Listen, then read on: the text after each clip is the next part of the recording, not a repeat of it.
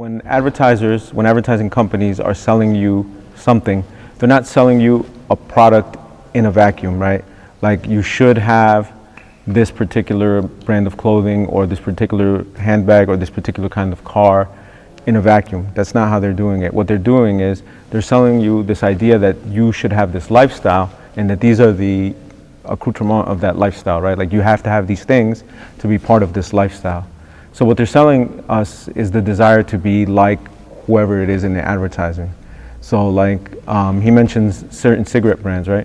So back in the days, and some of you are too young to remember this, but when there used to be cigarette commercials before they were banned by the government, they would show like an active lifestyle, right? Like people playing football on the beach or, you know, going out biking in nature and then pulling out a cigarette and smoking it, right? So they were selling you this idea that this is pleasure and this is fun and this is enjoyable and this is how you get pleasure also by smoking our cigarettes as much as you enjoy, you know, these other things, hanging around with your family or horseback riding for the Marlboro Men, being rugged and tough and out and individualistic. So they're selling you an entire brand and an entire ethos, not just the product. The same thing with cars and clothing brands and whatever else.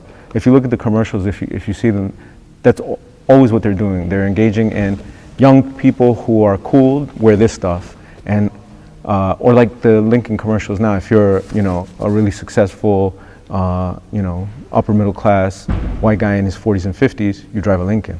This is a classy car, and this is your lifestyle. And isn't this really what you want? And you'll have like a young girlfriend too. So there. It's very subtle, even with like the younger kids too. Like pertaining, you can even look at McDonald's or whatever it is. Yeah. Kids learn it from what age? First grade, Yeah. kindergarten. Yeah, and I mean that's a good point. The stuff that they do for children, and this is all documented. Like there's not like conspiracy theory. They actually talk about this in their publications. What they do for children is they try to inculcate a brand in them, right? Like brand identification. They don't even want to sell you a product when you're 3 or 4.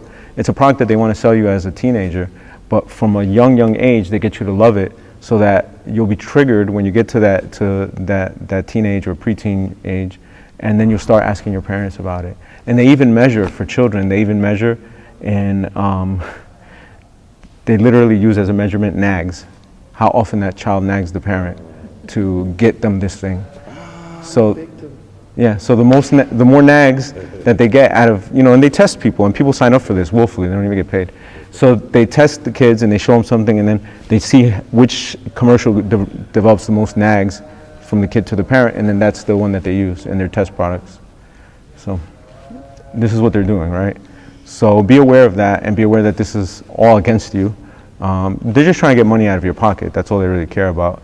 But it has a negative effect on you as a spiritual person, as a religious person, and as a Muslim, because it ties you to things that are fleeting. And it distracts you because, again, they're talking about embracing a lifestyle, not just a product. If it was just buying things and you had a lot of money, who cares?